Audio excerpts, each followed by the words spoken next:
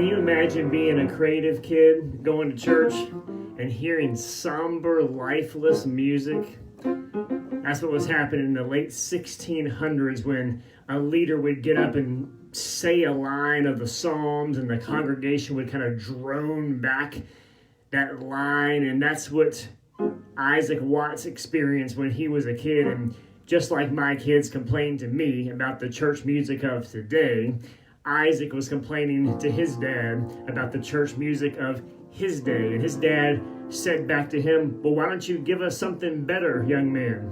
And the reason he said that to his son Isaac is because his son Isaac was a genius. He had learned Latin at 5, Greek at 9, French at 11, Hebrew at 13, and he was already writing really good poetry when he was really young. In fact, I love the story. It said that he would walk around his house just rhyming things, and it annoyed his dad so much that his dad would reprimand him, and then he retorted back this: "Oh, Father, do some pity take, and I will no verses make." Can you imagine having your son say that to you? So when his dad said, "Son, why don't you give us something better?" before that evening service, Isaac Watts had written his first hymn, his first of more than 600 hymns that he would go on to write. So he took those psalms that his church loved to sing, and he rewrote almost every one of those psalms into a contemporary song, and one of them is called "O God, Our Help of Ages Past." It's a psalm based on Psalm 90. That's a song of Moses. And the music for this hymn, one of the best musical settings of all hymnody, written by William Croft. The music's so good that Handel and Bach took the music and wrote their own versions of it. Now here's the thing. I'm really sure that Isaac would love what I have done with his hymn, because it's what he did with the Psalms. He took them and jazzed them up. He made them new. He made them fresh so people could sing them with new vitality and new meaning. So I'm going to read for you Psalm 90, and then I'm going to share with you my jazzed up version of Isaac Watts' jazzed up version of Moses' jazz that he wrote about God so long ago. Lord, you have been our dwelling place throughout all generations. Before the mountains were born, or you brought forth the earth and the world, from everlasting to everlasting, you are God. You turned men back to dust, saying, "Return to dust, O sons of men. For 1,000 years in your sight are like a day that has just gone by, or like a watch in the night. You sweep men away in the sleep of death. They are like new grass of the morning. Though in the morning it springs up new, by evening it is dry and withered. We are consumed by your anger and terrified by your indignation. You have set our iniquities before you, our secret sins in the light of your presence. All our days pass away under your wrath. We finish our years with a moan. The length of our days is 70 years or 80 if we have the strength. Yet their span is but trouble and sorrow, for they quickly pass and we fly away. Who knows the power of your anger? For your wrath is as great as the fear that is due you. Teach us to number our days aright, that we may gain a heart of wisdom. Relent, O Lord, how long will it be? Have compassion on your servants. Satisfy us in the morning with your unfailing love, that we may sing for joy and be glad all our days. Make us glad for as many days as you have afflicted us, for as many years as we have seen trouble. May your deeds be shown to your servants, your splendor to their children.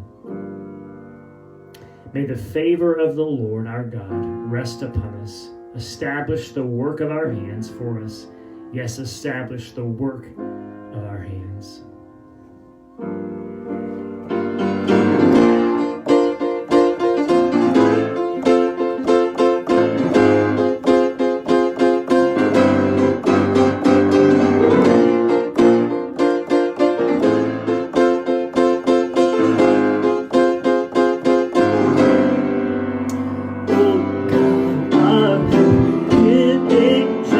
Past, I hope for years to come.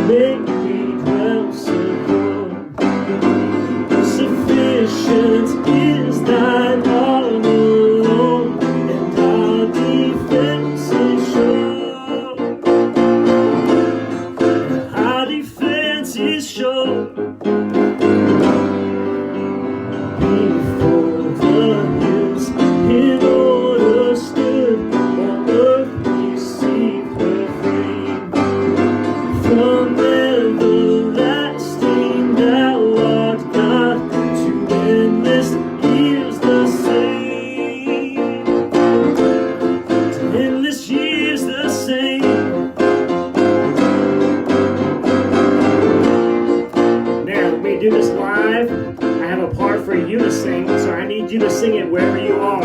It's real simple. It goes like this.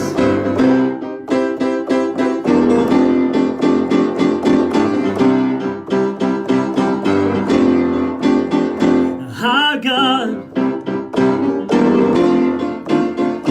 our God. That's your part. Sing that. Our God, our God. And you keep singing that. You have always been, you will always be, yesterday, today, and forever. Our God, that's what your part is. Come on. Our God, keep singing that. You have always been, you will always be, yesterday, today, and forever. Our God.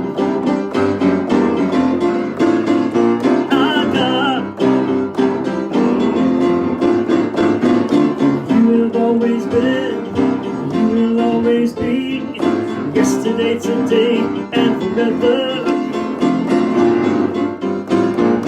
Oh God, in ages past, I hope for years to come. Be thou our God, while life shall last, and our eternal home. Amen. Psalm 90, Isaac Watts. Shawn Allen here on a early Thursday morning. I pray that the text that Moses wrote will come to life through Isaac's song, through that arrangement, that you'll walk around all day being convinced that God is over it all, and that gives us such a different perspective, doesn't it? To live today, to embrace today, but knowing that awesome God-honoring perspective that He's got it in His hands, that He is beyond time, that though our life is literally like a snap of a finger, that God has this intimate concern for each and every one of us. And man, that changes the way that we think, that we feel, and that we live. Oh God, our help in ages past, our hope for years to come, be thou our guide while life shall last, and our eternal home.